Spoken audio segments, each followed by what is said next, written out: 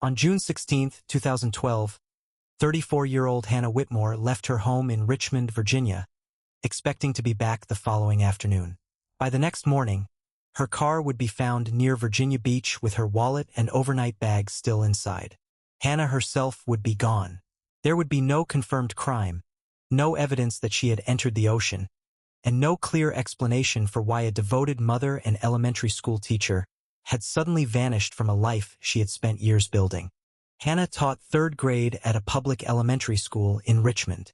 Her husband, Daniel Whitmore, 37, worked as an accountant for a medical equipment distribution company. They had two daughters, 8-year-old Madison and 5-year-old Sophie. Their household reflected the ordinary routines of many middle-class American families. Public school schedules, employer-sponsored health insurance, bills, weekend errands, school activities, and family responsibilities that left little room for prolonged disruption. Nothing in Hannah's life suggested that she intended to disappear. Yet during the final 3 months of the school year, something had begun to change. Hannah developed recurring headaches that became increasingly difficult to ignore. She was sleeping poorly and having trouble concentrating. More troubling were occasional gaps in her memory. There were moments she could not clearly account for, ordinary pieces of time that seemed strangely incomplete afterward.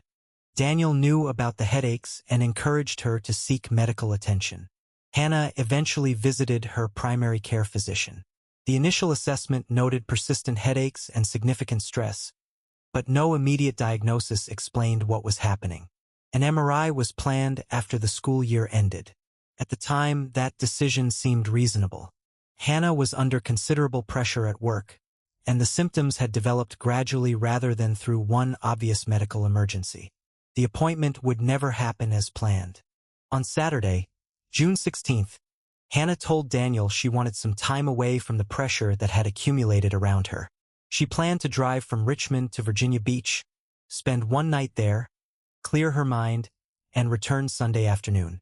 Daniel knew exactly where she intended to go. Hannah was not secretly packing for a permanent departure, and there was no hidden plan to abandon the family. She took her phone, wallet, driver's license, and a small overnight bag. Daniel remained in Richmond with Madison and Sophie.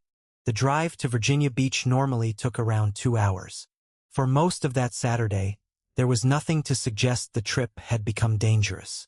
But by evening, Daniel could no longer reach Hannah. Calls went unanswered.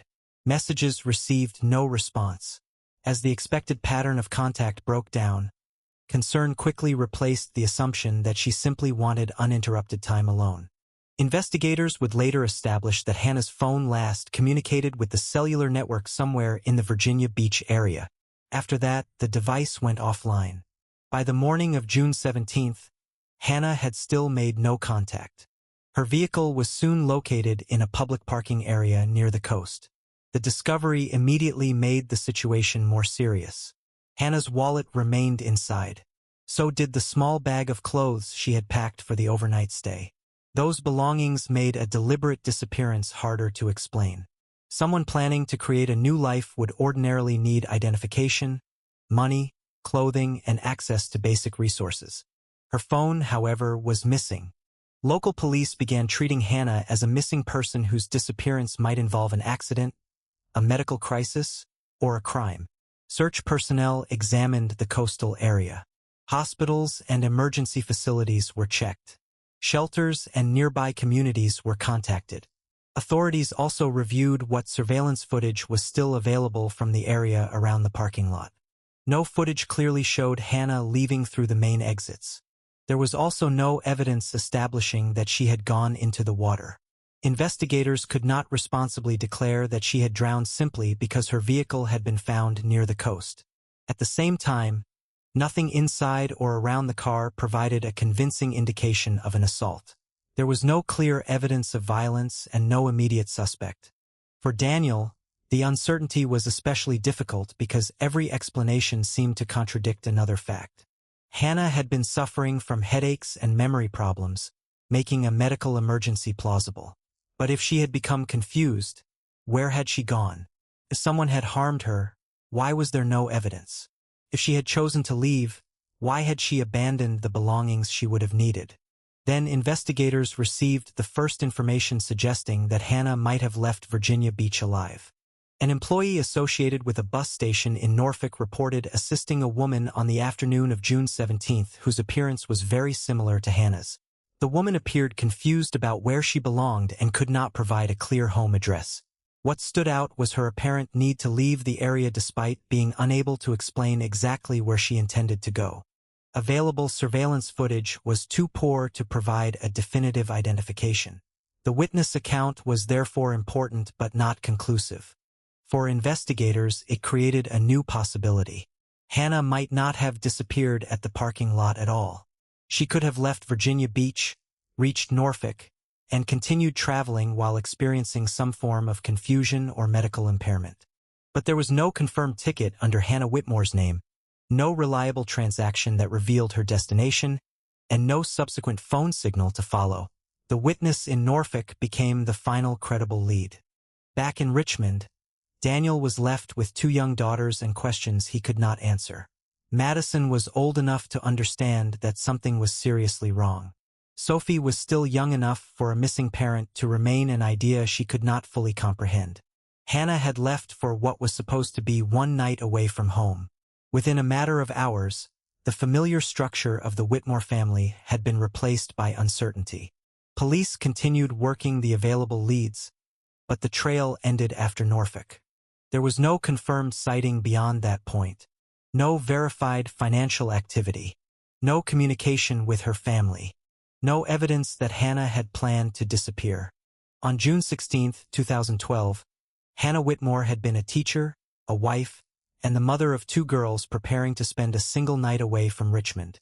By the end of the following day, authorities could no longer say with certainty where she was going, or even whether Hannah herself understood the answer. After Norfolk, she seemed to vanish completely. In the weeks after Hannah Whitmore disappeared, Daniel learned how quickly an ordinary life could become an investigation. The questions reached into nearly every part of their marriage. Detectives reviewed Hannah's phone records, bank accounts, credit cards, email activity, work history, personal relationships, and recent medical concerns.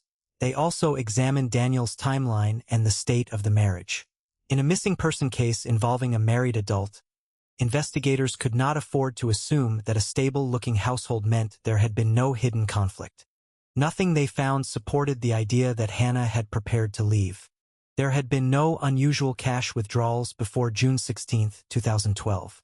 She had not opened a secret bank account, closed existing accounts, transferred money, rented another home, or purchased transportation under her name for a long-distance departure. Her paycheck continued to go where it always had. Important records and possessions remained connected to the life she had built in Richmond. The overnight bag found in her car also mattered. Hannah had packed for a short trip, exactly as she had told Daniel she would.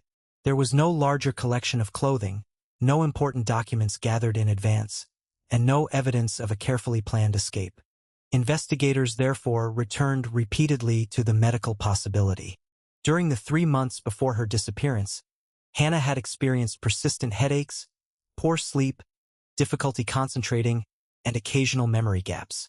Her primary care records confirmed that these complaints had been serious enough for further evaluation to be planned. The MRI had not yet taken place when she disappeared. That changed the way detectives considered the Norfolk lead. If the woman reported at the bus station on June 17 really had been Hannah, her apparent confusion might have been more than exhaustion or emotional distress. She might have been experiencing a neurological or psychological crisis while still capable of traveling, communicating, and making basic decisions. Hospitals in Virginia were checked using Hannah's identifying information. Authorities also made inquiries beyond the immediate Virginia Beach and Norfolk area. Nearby jurisdictions received her description. Missing person information circulated through the channels available to investigators at the time. Still, nothing came back that could be conclusively connected to her. Daniel refused to interpret the absence of evidence as proof that Hannah was dead. He continued working because the family still depended on his income and health insurance. Madison and Sophie still needed school, meals, transportation, medical appointments, and the predictable routines that children relied on. What had once been divided between two parents became Daniel's responsibility alone. The emotional problem was harder to organize. Madison, at 8, had enough memories of Hannah for the absence to remain specific. She remembered school routines, family traditions, and the ordinary details that had connected her daily life to her mother. Sophie, only 5 when Hannah disappeared, remembered less. As months passed, some of those memories became increasingly dependent on photographs, home videos, and stories repeated within the family. Daniel tried to preserve Hannah's place without making promises he could not guarantee. He did not tell the girls their mother was coming home soon, because he did not know that. He also refused to tell them she was dead when there was no evidence establishing it. That uncertainty became the central fact of the Whitmore household. The investigation continued through the summer of 2012. Detectives followed reported sightings, checked tips, and compared information from people who believed they had encountered Hannah. Most leads collapsed quickly. Some involved women who looked vaguely similar. Others could not be placed within the correct timeline. None produced a verified location after the Norfolk report. Unknown to Daniel, however, a record had already been created that could have changed the entire direction of the case. On June 22, 2012, 6 days after Hannah left Richmond, an unidentified woman was admitted to an emergency department in Raleigh, North Carolina. The woman was disoriented and complained of a severe headache. She could communicate, but she could not provide a reliable full name or explain clearly where she lived. Hospital personnel documented her as an unidentified patient because they had no verified identification available. Her condition did not immediately reveal who she was. The information entered into the hospital system remained associated with an unidentified patient rather than Hannah Whitmore. The physical description was not distinctive enough by itself to generate an automatic connection with a missing teacher from another state. More importantly, the identification process across agencies and jurisdictions was not a single seamless national system in which every unidentified hospital patient was instantly compared against every active missing person report. The photograph associated with the Raleigh record was never entered into the federal missing person system in a way that connected it to Hannah's case. Virginia investigators were searching for Hannah Whitmore. The Raleigh hospital was treating a woman who could not reliably say that she was Hannah Whitmore. Those two facts existed at the same time without meeting. Daniel knew nothing about the Raleigh hospital record. Neither did the detectives working Hannah's case in Virginia. Their strongest leads still ended at Norfolk, where a woman resembling Hannah might have appeared at a bus station on June 17. As the months passed, Daniel expanded the family's efforts beyond official channels. Hannah's photograph and identifying information remained available through missing person notices. Friends and relatives helped circulate her case.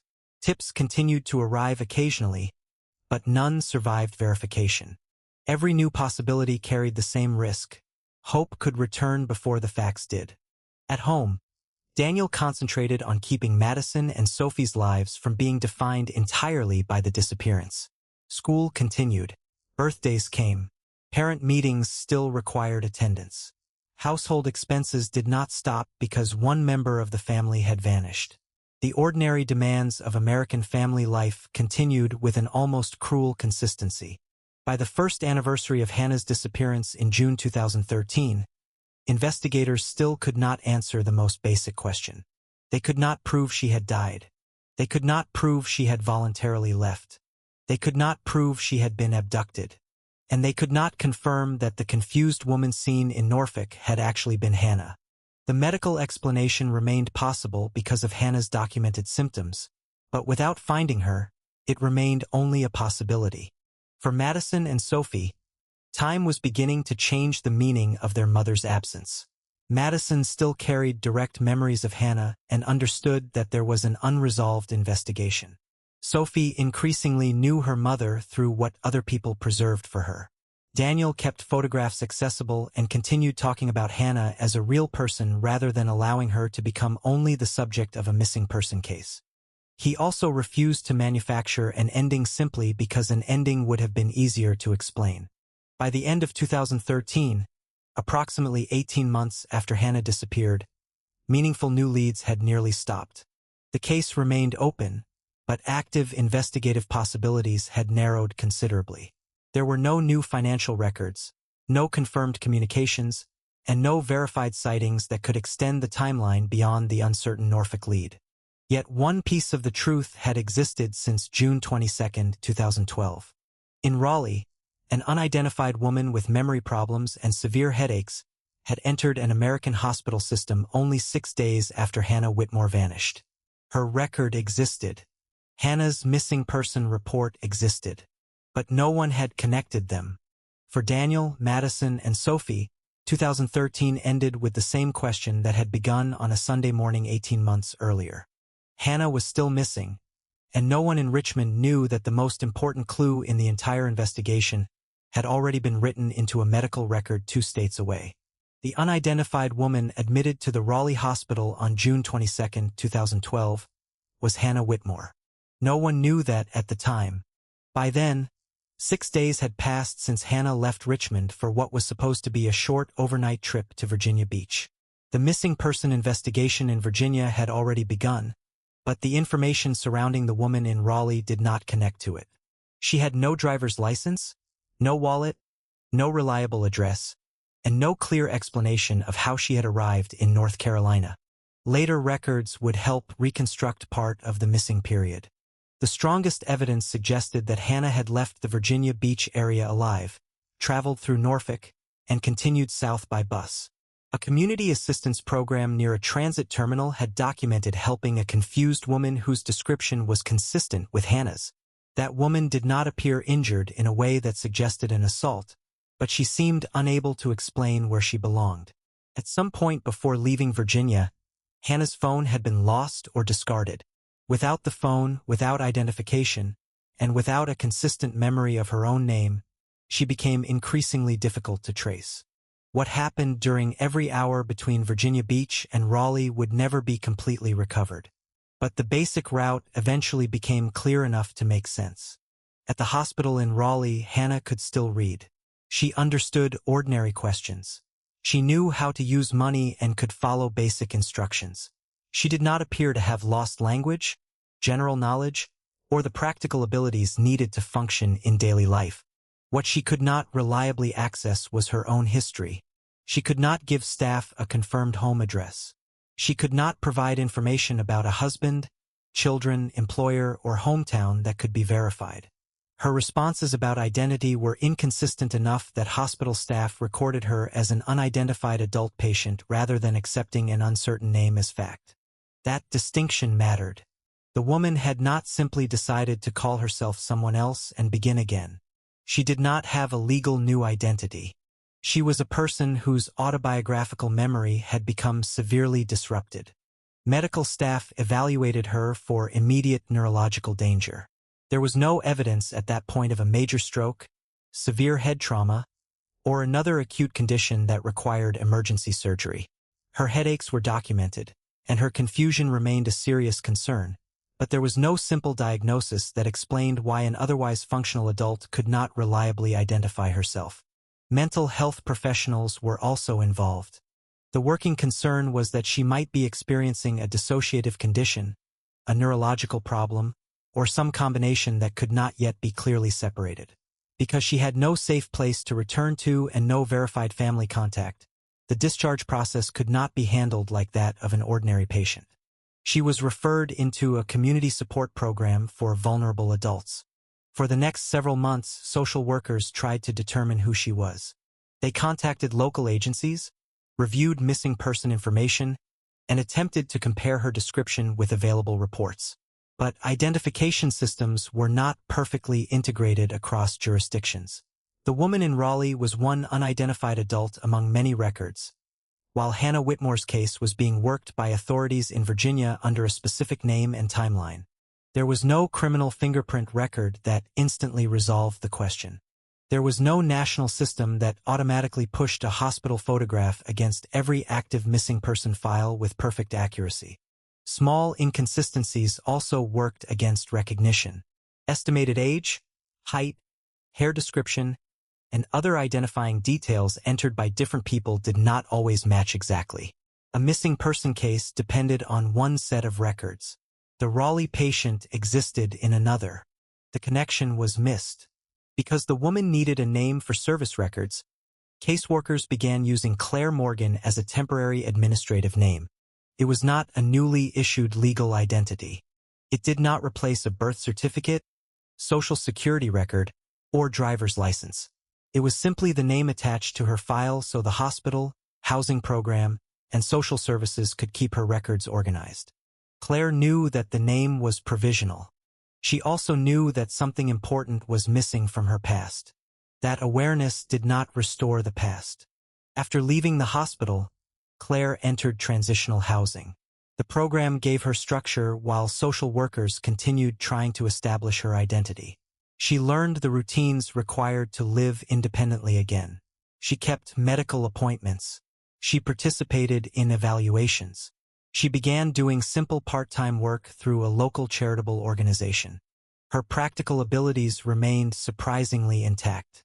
She could organize tasks, understand schedules, follow workplace expectations, and interact normally with people around her.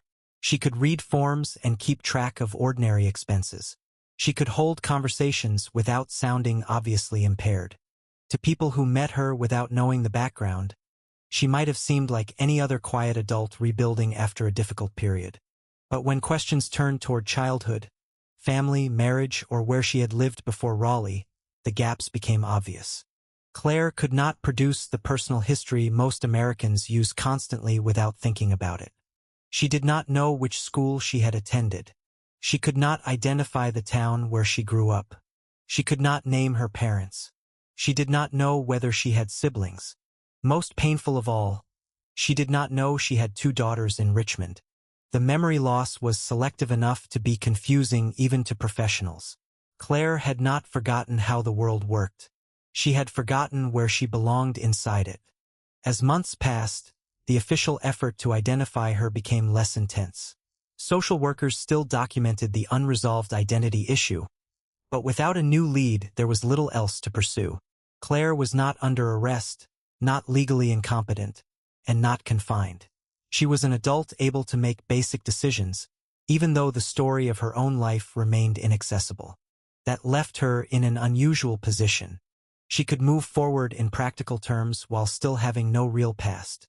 Eventually, Claire left transitional housing and entered more independent community-based housing. She continued part-time work. The charity where she helped needed dependable people for routine administrative and support tasks, and Claire proved capable of handling them. The work gave her stability. It did not answer the question of who she was. She made occasional efforts to search for herself. At first, those efforts were broad and almost impossible to use effectively.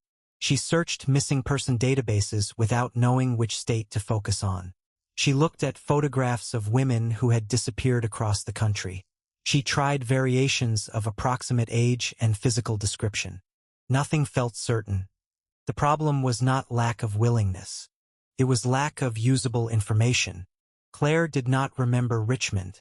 She did not remember Virginia Beach. She did not remember Daniel.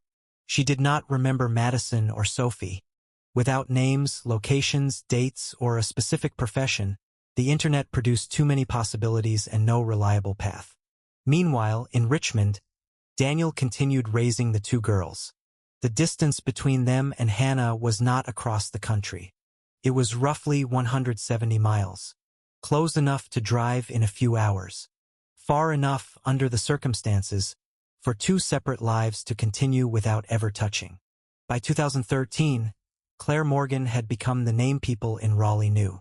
It was the name on community program files, work schedules, and medical records. But somewhere beneath that temporary identity was Hannah Whitmore, a teacher from Richmond, a wife, and a mother of 2. She had not chosen to erase that life. She simply could not reach it. And for the first time since June 2012, Hannah was no longer physically missing. Only her identity was. By 2015, nearly 3 years had passed since the unidentified woman in Raleigh had begun living under the temporary name Claire Morgan. She had learned how to maintain a workable life without recovering the personal history that belonged to Hannah Whitmore. Her medical records still reflected the unresolved identity problem, and the name Claire remained connected to the administrative systems that had supported her after the hospital discharge. That year, Claire met Michael Turner, a maintenance technician who serviced equipment for hospitals and outpatient medical facilities around Raleigh. Michael was accustomed to structured work, regular service calls, and the practical responsibilities of keeping complex equipment functioning.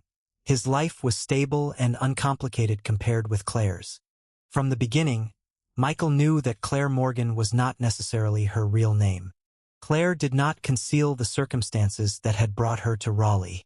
She had no childhood history she could verify, no family photographs from earlier years, no relatives she could contact, and no convincing explanation for the missing portion of her life. Michael understood that social workers had assigned the name Claire Morgan for administrative purposes, because the woman they were assisting needed a consistent identifier. Their relationship developed gradually. For Claire, that mattered. She had spent years living with questions that other adults rarely had to consider. Most people could explain where they were born, who raised them, where they attended school, and what their lives had been like before meeting a new partner. Claire could discuss books, work, current events, household responsibilities, and plans for the future, yet could not reliably answer basic questions about her own past. Michael did not treat those gaps as something she had to solve before being allowed a normal life. Over the following years, their relationship became the most stable personal connection Claire had formed since arriving in North Carolina. Eventually, they began living together in Raleigh. To the people who knew them, they functioned as a committed couple. But there was an important legal limit to how far they could formalize that relationship. Claire could not simply walk into a county office, present the temporary identity created through social services, and legally become Claire Turner. Her original identity had never been established.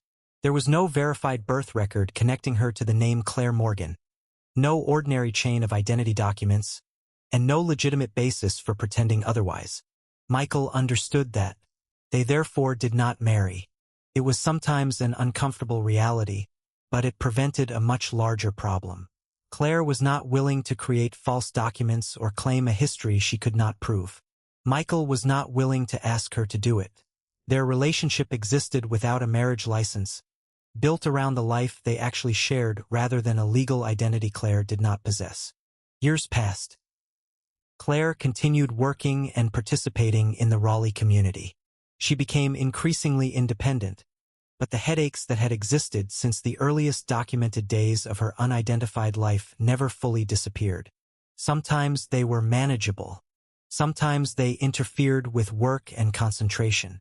Her medical providers knew about the history of memory loss, but the cause remained uncertain. The evaluations conducted in 2012 had not identified a major acute neurological event. The possibility of a dissociative condition remained part of her history, yet it could not explain with certainty why the headaches continued for so many years. By late 2022, the pattern changed. The headaches became more frequent and more severe. What had been a chronic problem now demanded a deeper neurological evaluation. Claire was referred for additional testing, including an MRI. This time, the imaging revealed something that earlier evaluations had not established. Doctors found a slow-growing benign brain tumor located near structures involved in memory function. The finding immediately changed the medical understanding of Claire's history, but her physicians were careful about what it did and did not prove. The tumor offered a possible neurological contribution to the memory problems. Its location and gradual growth could have affected cognitive function over time. But the doctors could not responsibly claim that one benign tumor had simply erased Hannah Whitmore in 2012 and created Claire Morgan in her place. Her history was more complicated. Records from before Hannah disappeared showed prolonged headaches, insomnia, difficulty concentrating, and significant stress during the final months of the 2011 to 2012 school year. The circumstances documented after her arrival in Raleigh suggested profound autobiographical memory disruption without a comparable loss of language, general knowledge, or everyday functional ability.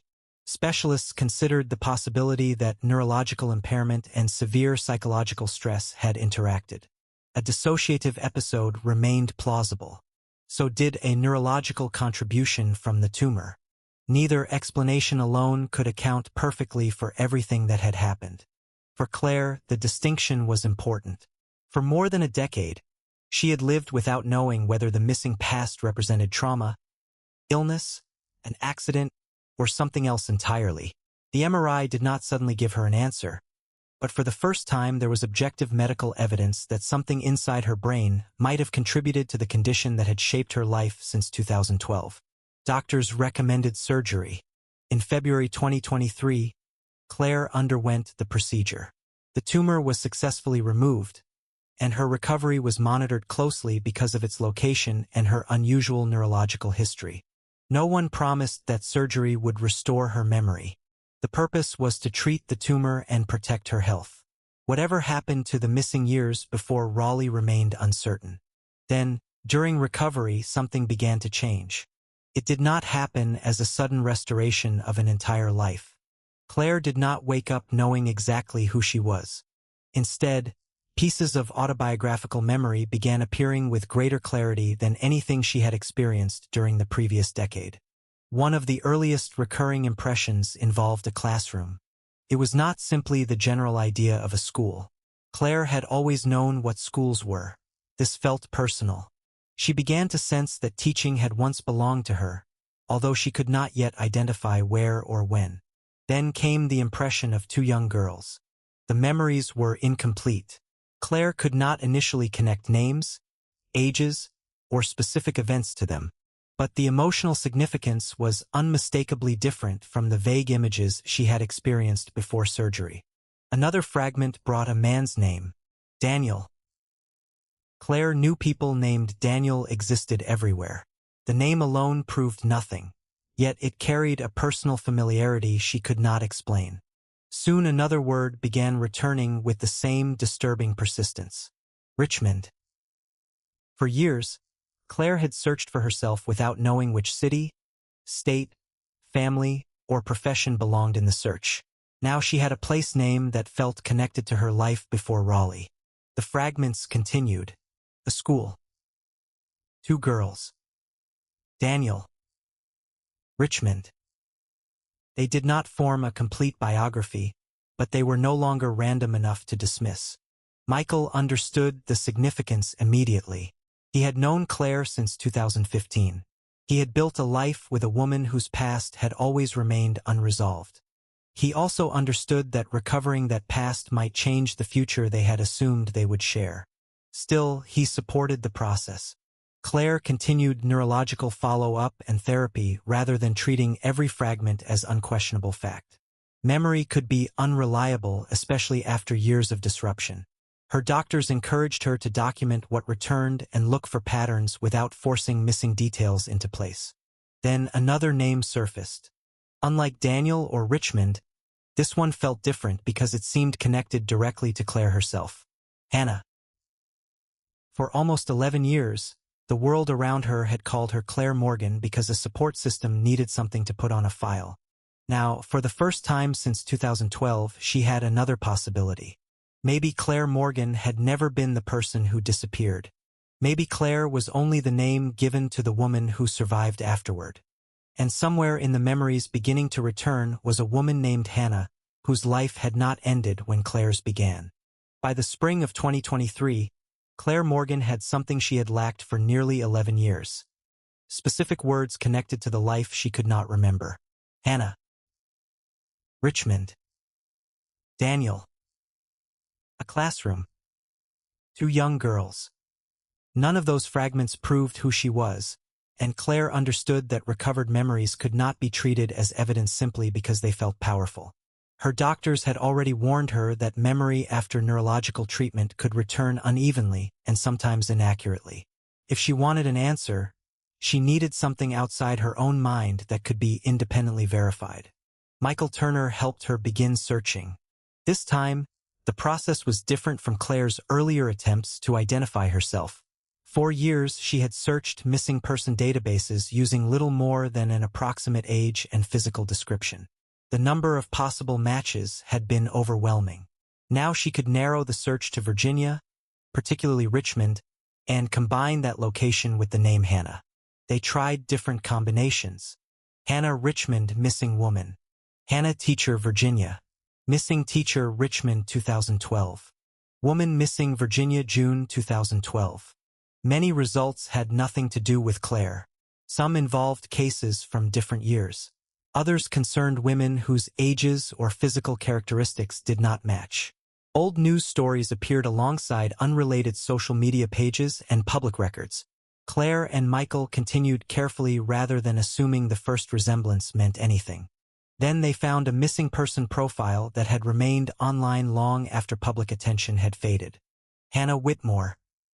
The profile identified Hannah as a teacher from Richmond, Virginia, who had disappeared in June 2012 after traveling toward Virginia Beach. The date matched the unexplained beginning of Claire's known life. Her age matched. Her physical characteristics matched. The profession matched the classroom memories that had begun returning after surgery. Then there was the photograph. The woman in the missing person profile was younger, photographed before nearly 11 years of aging and medical uncertainty, but the resemblance could not reasonably be ignored. Claire had spent years wondering whether some missing woman somewhere in the United States might be her. Now she was looking at a case containing not one similarity but an entire cluster of them. The profile also contained information Claire had not yet recovered on her own. Hannah Whitmore had a husband named Daniel. She had 2 daughters. She had lived in Richmond. She had been 34 when she disappeared.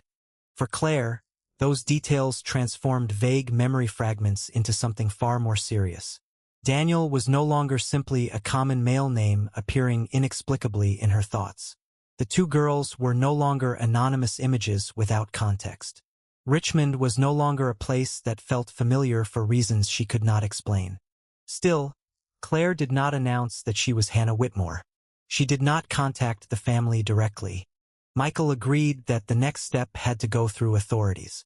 If Claire was wrong, contacting a family that had spent almost 11 years searching for a missing wife and mother could cause enormous harm. If she was right, the truth needed to be established in a way that no one could later question. They contacted law enforcement in Virginia and explained Claire's history. At first, the information was treated cautiously.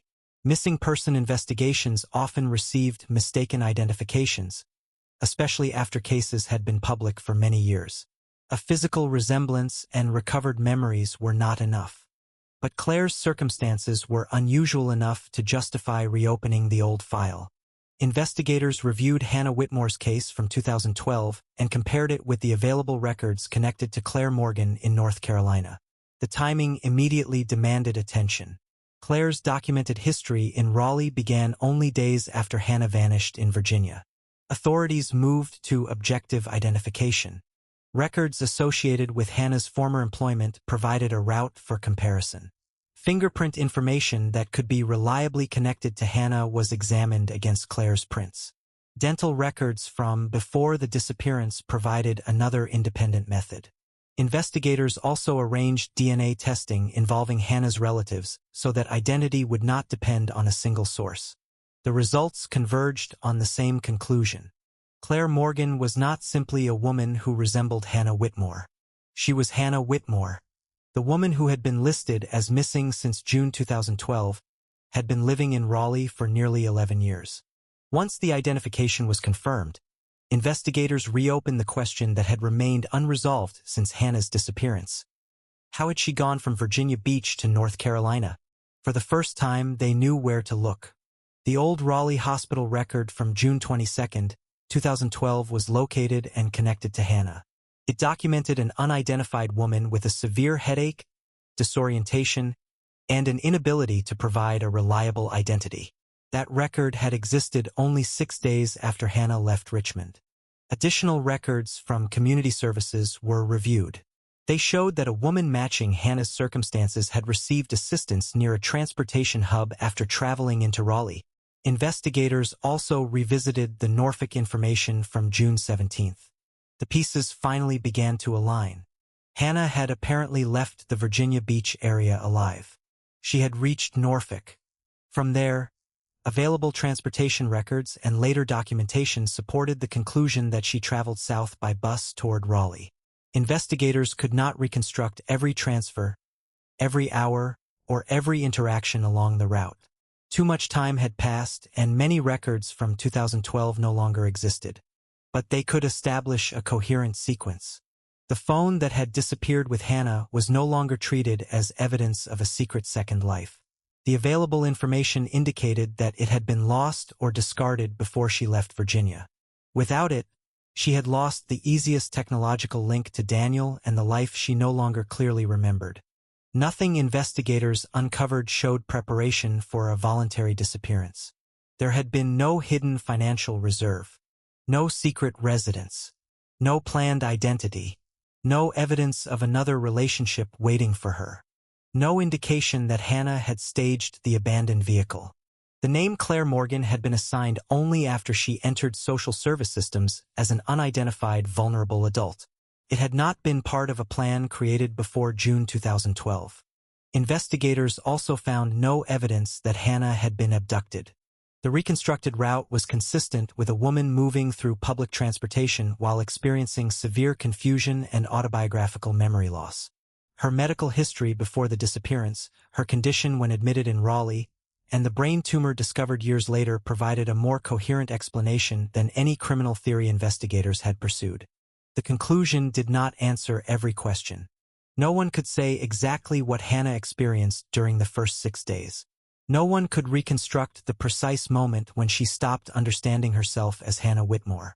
And no doctor could prove that the tumor alone had caused the disappearance. The most responsible medical interpretation remained that neurological problems and severe psychological stress may have interacted in an extraordinary way. But one question was finally settled. Hannah had not abandoned Madison and Sophie knowingly. She had not walked away from Daniel to create another family. She had not disappeared because she wanted a different life. Somewhere between leaving Richmond on June 16, 2012, and entering the Raleigh hospital 6 days later, Hannah had lost access to the personal memories that told her who she was and where she belonged. Nearly 11 years later, an internet search had finally connected the woman called Claire Morgan to the missing teacher whose photograph had remained online all that time. The case that once ended with an uncertain sighting in Norfolk now had an answer. Hannah Whitmore was alive. And for the first time since 2012, the people who had spent years wondering what happened to her were about to learn that the woman they had lost had been only a few hours away.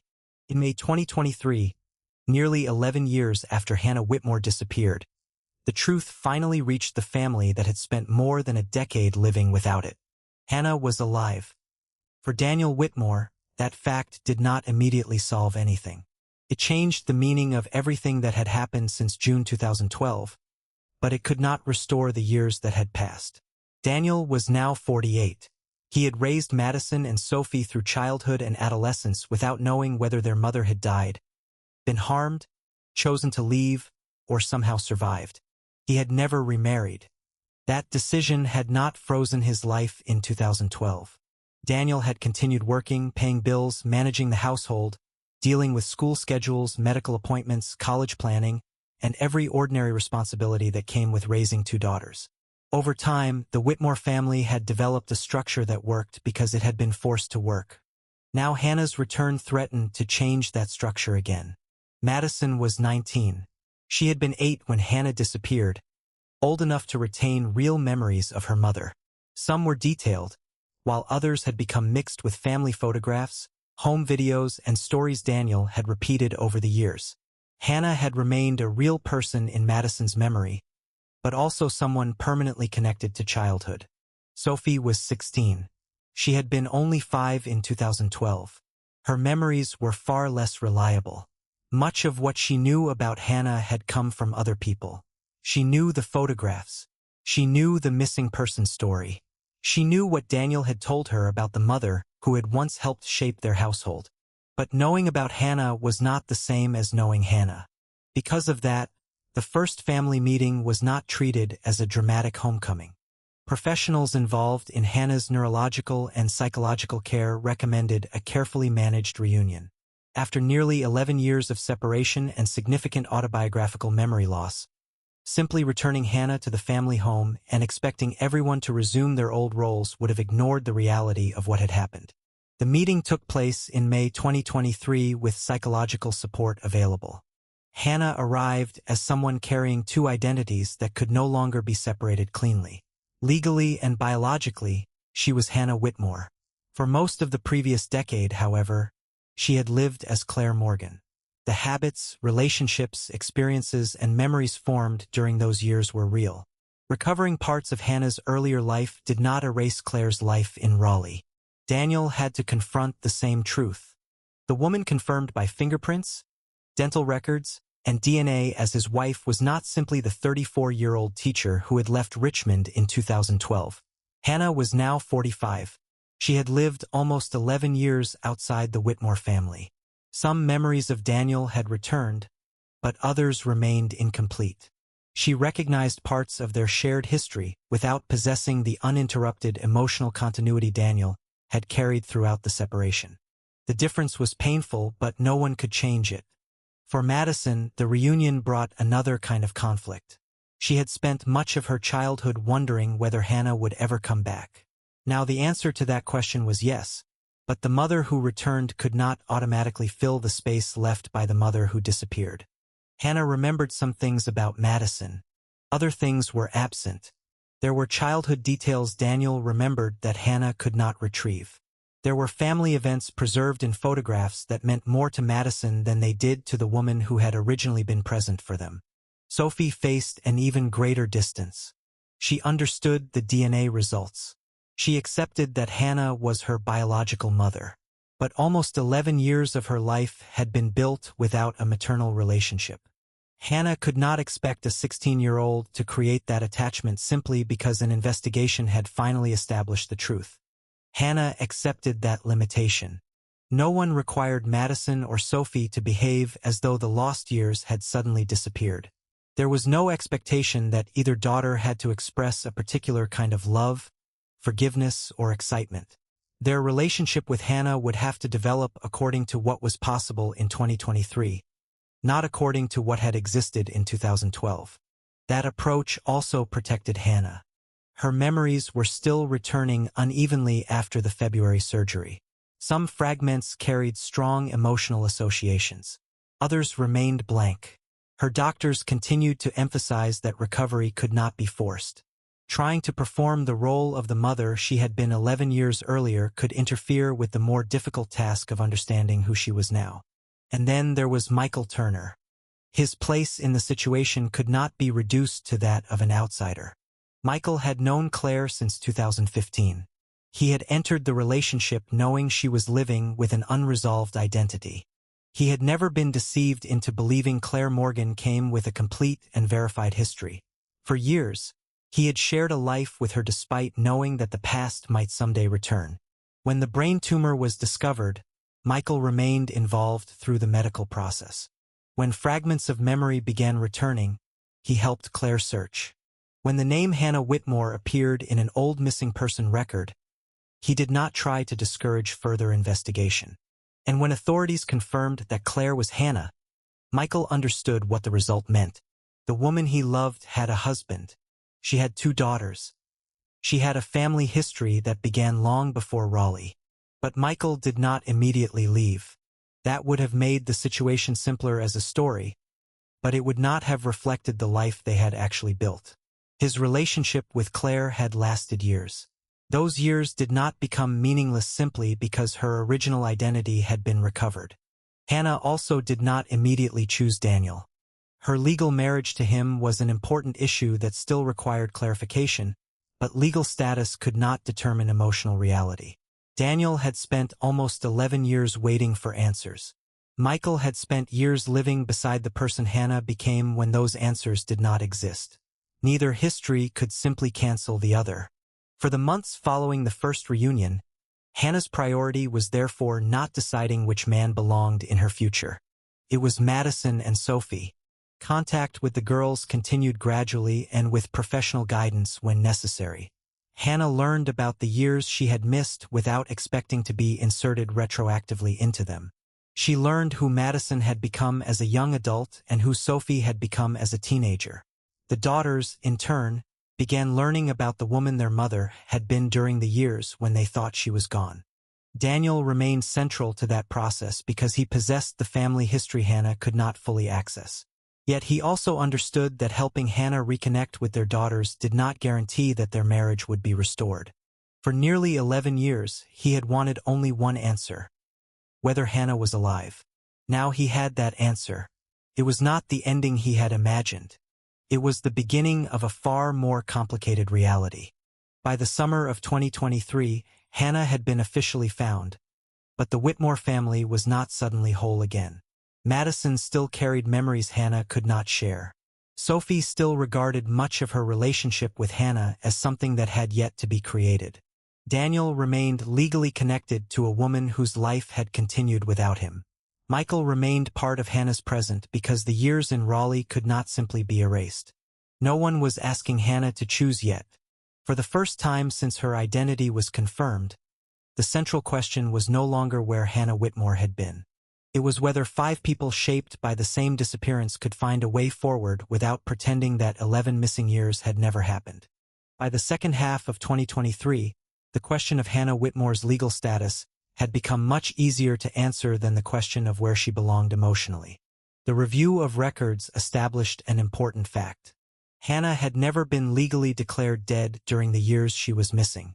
Daniel had also never filed for divorce. Their marriage from before June 2012 therefore remained legally intact. That clarification prevented one complication but exposed another. Hannah's relationship with Michael Turner had never become a legal marriage. Michael had always known that Claire Morgan was an administrative identity attached to a woman whose original identity remained unresolved. Because Claire lacked the normal chain of verified documents required to establish a new legal identity, they had chosen not to marry. There was no second marriage to invalidate and no question of bigamy to untangle. Legally, Hannah was still Daniel Whitmore's wife. Emotionally, the answer was nowhere near that simple. Daniel understood that a marriage license could establish a legal relationship, but it could not restore nearly 11 years of shared life that had never happened. Hannah had recovered important memories, yet she did not possess an uninterrupted emotional history of their marriage. Daniel remembered every year of waiting. Hannah remembered only fragments of the life that existed before she became Claire. Neither of them could use the law to solve that difference. For Hannah, the months after the reunion became less about recovering a previous role and more about deciding what kind of person she wanted to be in the future. Her treatment continued. She worked with specialists to understand the returning memories without forcing them into a complete story. Some details became clearer. Others remained inaccessible. The most important progress involved Madison and Sophie. Madison, now 19, found it easier to connect certain parts of the present with memories she still carried from childhood. She remembered Hannah as a teacher and as the parent who had been involved in the ordinary structure of her early life. Those memories did not erase the anger or confusion created by 11 years of absence, but they gave mother and daughter something concrete from which to begin. Hannah did not ask Madison to pretend nothing had changed. She learned about the years she had missed instead. Madison had grown from an 8-year-old child into a young adult without her. There were school milestones, friendships, disappointments, achievements, and decisions Hannah had never witnessed. Hannah could not reclaim those experiences by hearing about them later. She could only acknowledge that they belonged to Madison and that Daniel had been the parent present for them. Sophie's adjustment remained slower. At 16, she had spent most of the life she could clearly remember without Hannah. Biological connection was a fact, but emotional connection required something else. Hannah respected that distinction. She did not demand immediate closeness and did not attempt to exercise parental authority simply because she had once been Sophie's mother in daily life. Instead, their relationship developed through consistency. Hannah remained available. She kept commitments. She learned what mattered to Sophie in the present rather than relying on the 5-year-old child she could only partially remember.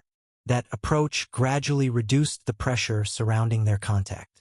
For Hannah, it was an important realization. Motherhood after 11 missing years could not be restored by insisting on what had existed before. It had to be rebuilt through presence. Daniel watched the process without trying to determine its outcome.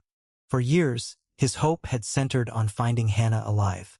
After she was found, he had to accept a harder truth. Finding her did not entitle him to recover their marriage. He could support her relationship with Madison and Sophie without making that support conditional on Hannah returning to him. Michael faced the opposite problem. He had no legal claim on Hannah, but he possessed years of shared history that Daniel did not have. He knew the woman called Claire through the ordinary realities of adult life in Raleigh. He had been present during her medical uncertainty, the discovery of the tumor, the surgery, and the first frightening return of memories. He had helped her search for Hannah Whitmore even though the search could destroy the future they had expected. For several months after Hannah's identity was confirmed, Michael remained part of her life. There was no sudden farewell designed to make the situation easier. Hannah needed time to understand what she wanted without treating either man as a symbol of one identity or the other. Daniel represented a life she had lost access to, but he was also a real person who had raised their daughters alone. Michael represented the years she remembered most clearly, but he could not change the fact that Hannah increasingly felt drawn toward rebuilding a relationship with Madison and Sophie in Virginia. By late 2023, that reality became impossible to avoid. The more time Hannah spent reconnecting with her daughters, the clearer her priorities became.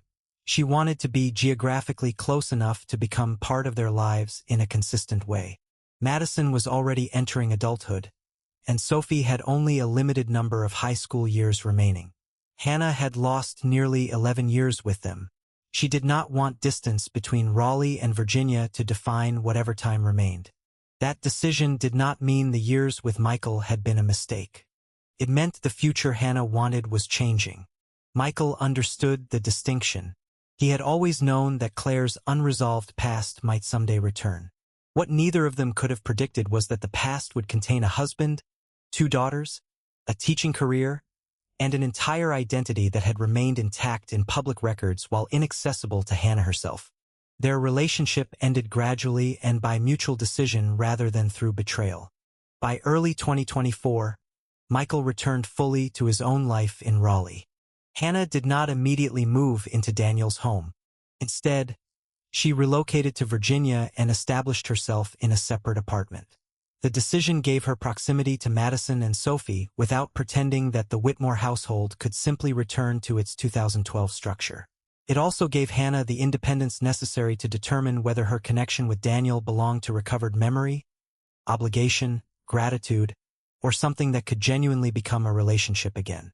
At the same time, she began addressing another part of the identity she had recovered: teaching.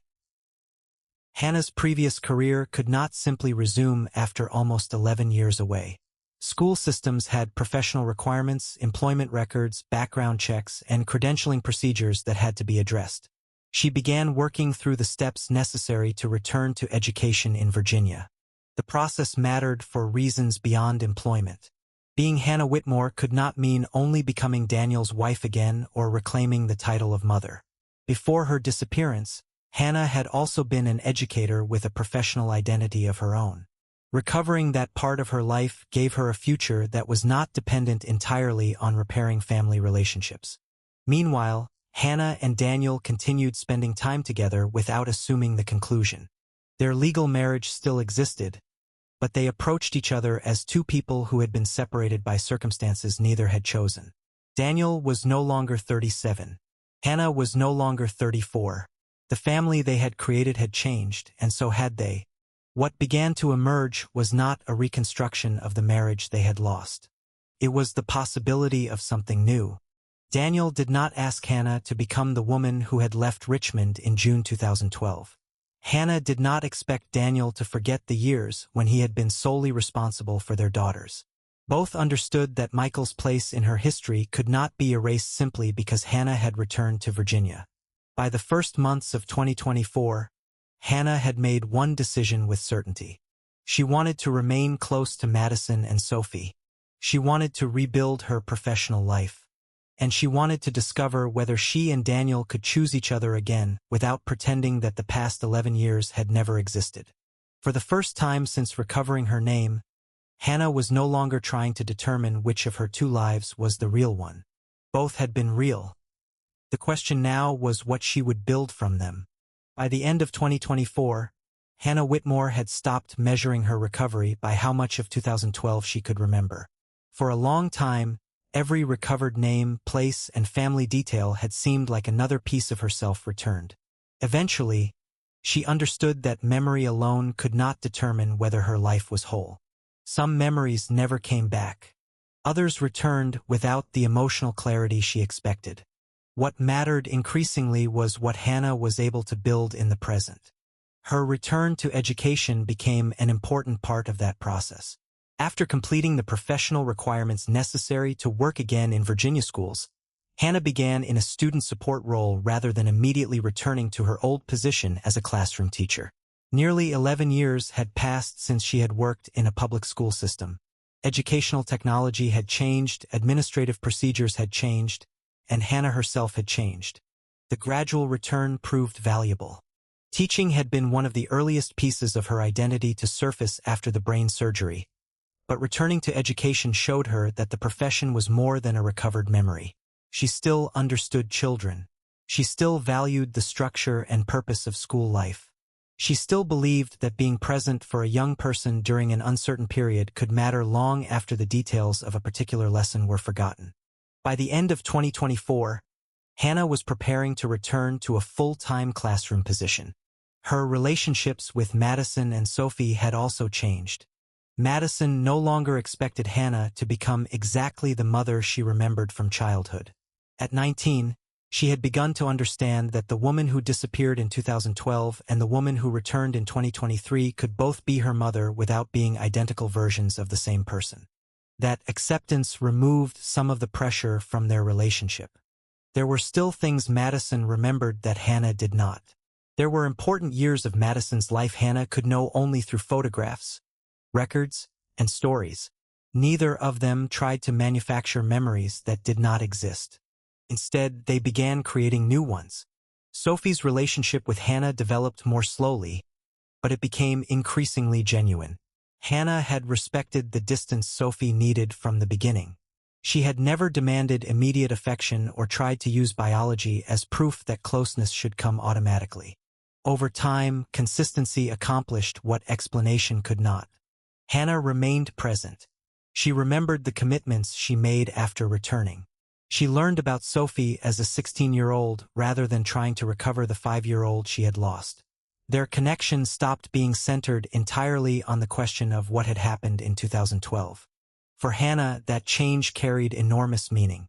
She could not become the mother who had been absent from 11 birthdays, school years, illnesses, celebrations, disappointments, and ordinary evenings. But she could become the mother who was there now.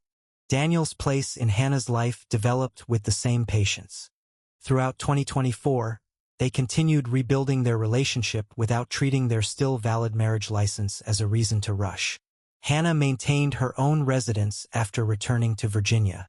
Daniel respected that independence. Their time together increasingly involved the realities of the people they had become rather than constant attempts to reconstruct the couple they had been before her disappearance. They discussed the years they had lived separately. Daniel did not minimize what it had meant to raise Madison and Sophie alone while never knowing whether Hannah was alive. Hannah did not minimize the years she had spent as Claire Morgan or the importance of Michael Turner during that period. Michael remained part of her history. There was no need to turn him into a mistake for Hannah and Daniel to have a future. He had loved Claire when she had no reliable past.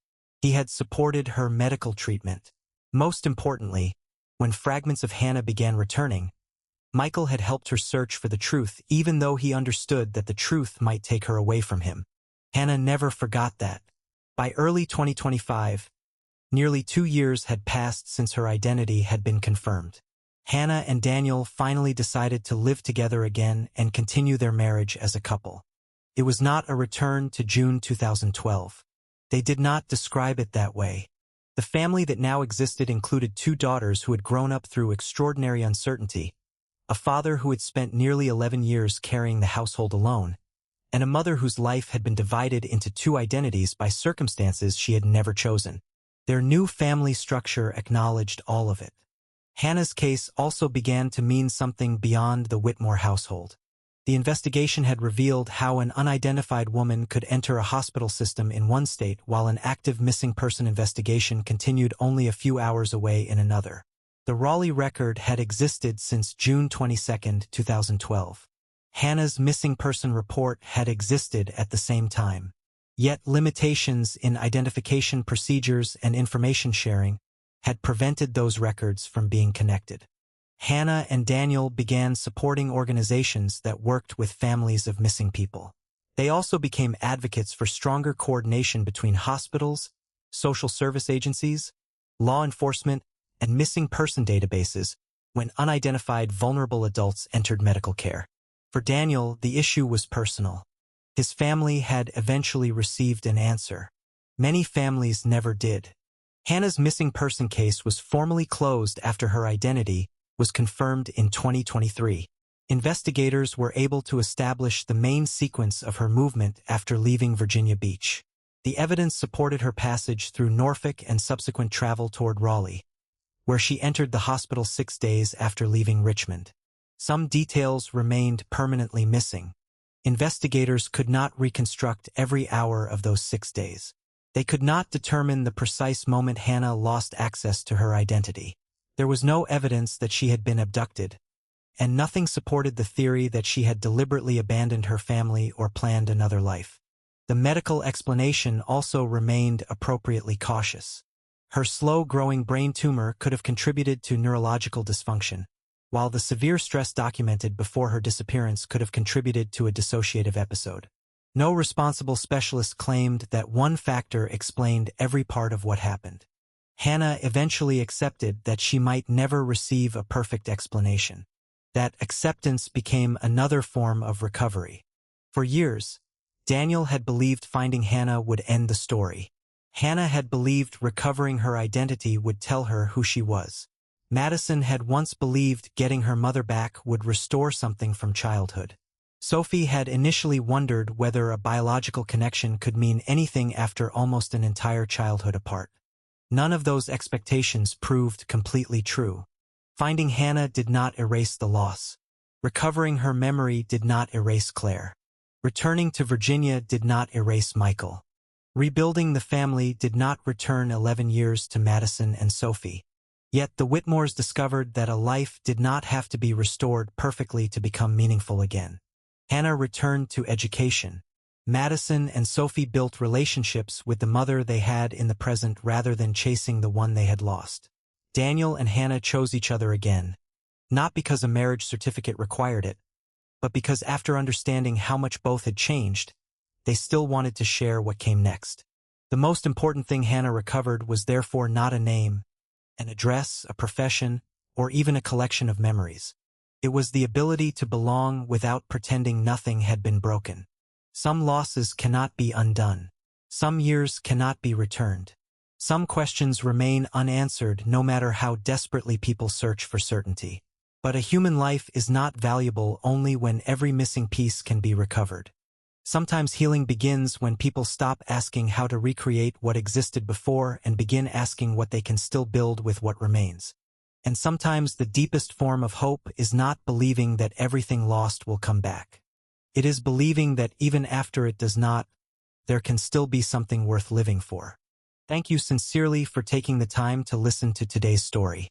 Your attention, patience, and willingness to stay with us until the end mean more than we can fully express.